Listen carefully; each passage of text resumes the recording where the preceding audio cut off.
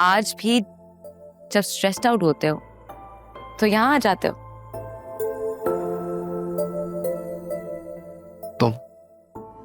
तुम यहाँ क्या कर रही हो?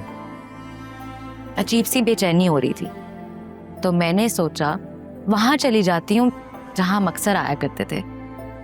शायद दिल को करार आ जाए, या फिर किस्मत हमें मिलवाना चाहती थी।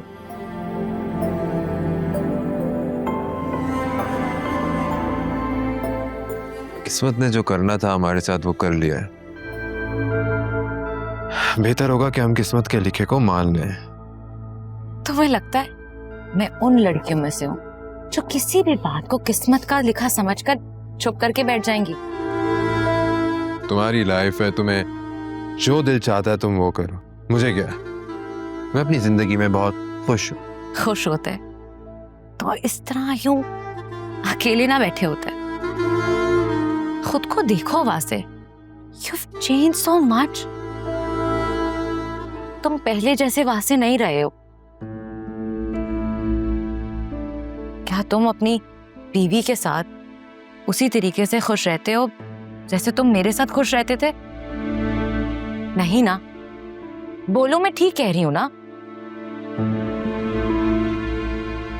क्या उसकी स्माइल भी देखकर तुम्हारा खराब मूड कुछ सेकंड्स में ठीक हो जाता, जिस तरह मेरी स्माइल देखकर होता था? नहीं ना? तुम्हें जो समझना है तुम समझो। मेरी बीवी ही मेरा प्रेजेंट है और वही मेरा फ्यूचर है। तुम मेरा पास्ट और मैं पास्ट में रहने वाला इंसान नहीं हूं। मेरी दुनिया बदल चुकी है। दुनिया बदलने से एहसासात नहीं बदलते, और तुम मानो या ना मानो, इट्स द ट्रुथ। आज भी मैं तुम्हारे यादों में मौजूद हूं। आज भी मैं तुम्हारे दिलो दिमाग पर छाई हुई हूं। वैसे एक बार रुक जाओ वासे, थोड़ी देर और बैठ जाओ।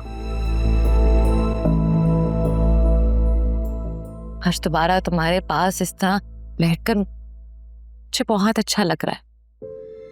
तो रुक जाओ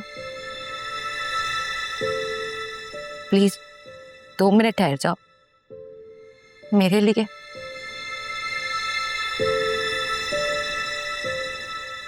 कुछ भी हो जाए, बस इतना याद रखना कि मैं तुम्हें बहुत चाहती हूँ। अब मैं तुम्हें हमेशा चाहती रहूंगी। तुम्हें छोड़कर जाना मेरी जिंदगी की सबसे बड़ी गलती थी, और अब मैं ये गलती दोबारा कभी नहीं दोहराऊंगी।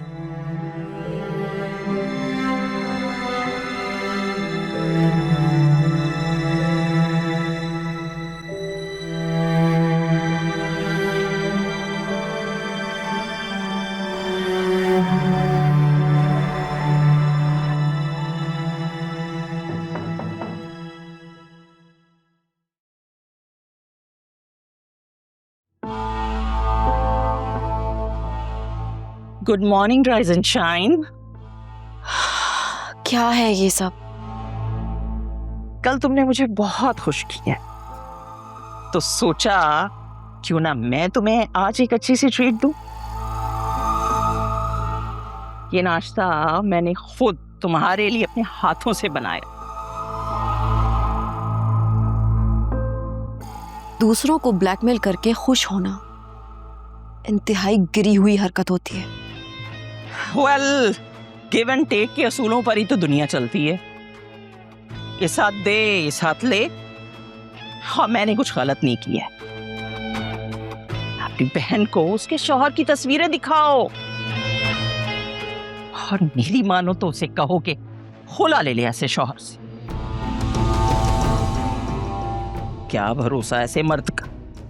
आज शहनाज, कल महनाज, तो परसों फरानाज। ये हमारे घर का मसला है, आपको परेशान होने की जरूरत नहीं है।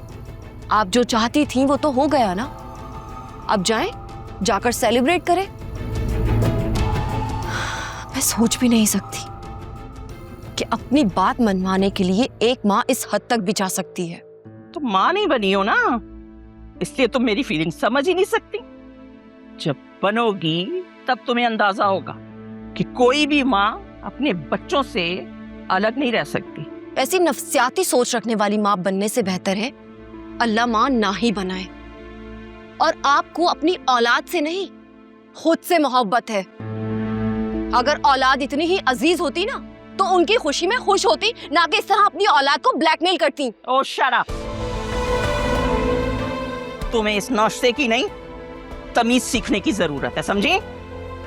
बदतमीज कहीं की।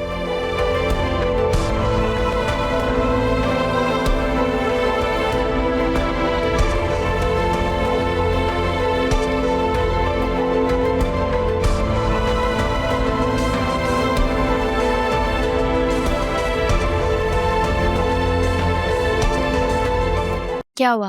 भाभी ने कुछ खाया नहीं? भाड़ में जाए मेरी भला से, खाए ना खाए। अच्छा, मैं एक बात पूछूं? पूछो। भाई ने तो नया घर भी देख लिया था, फिर ये एकदम से प्लान चेंज कैसे हो गया? अभी ये सब बातें समझने के लिए ना तुम थोड़ी छोटी हो। बस इतना समझ लो कि तुम्हारी माँ जो चाहती है ना वो कर लेती है। बहुत साइड लेती थी ना अपनी उस भाभी साहिबा की। खुद ही देख लो कैसे तुम्हें अपने भाई से दूर करके जा रही थी। सच सच बताओ, क्या तुम्हें भाई के घर छोड़ के जाने का अफसोस नहीं था? हाँ, था तो सही। वैसे उमर कहता है कि भाई के मुल्क में बच्चे पेरेंट्स से दूर ही रहते हैं। बाहर के मुल्क में तो बच्चे मैट्रिक इंटर होते ही घर छोड़ देते हैं, खुद कमाने लगते हैं, अपना खर्चा खुद उठाने लगते हैं, पढ़ाई खुद करते हैं। और तो और बचपन से उनकी तालीम और सेहत की सारी रिस्पॉन्सिबिलिटी गवर्नमेंट की होती है। अरे वो तो शादियां भी अपनी सेविंग से करते हैं, और एक हम 24-25 साल तक बड़े बड़े बच्चों की फीसें ही अदा करते रहते हैं, फिर उन्हें घर बिठा के खिलाते हैं, फिर उनकी शादियां भी हम ही करते हैं। तो भला बताओ किसका हक ज्यादा हुआ? और वैसे भी हमारा उन गोरों से क्या मुकाबला? उन्हें अगर अपने बच्चों के लिए इतनी तगोदो करनी पड़ जाए ना तो लौट मार के घर से निकाल दें। और अपने उमर से कहना कि हमारे घर के मामलात पर तबसरे करने की बजाय ना यूरो कमाने पे फोकस करें।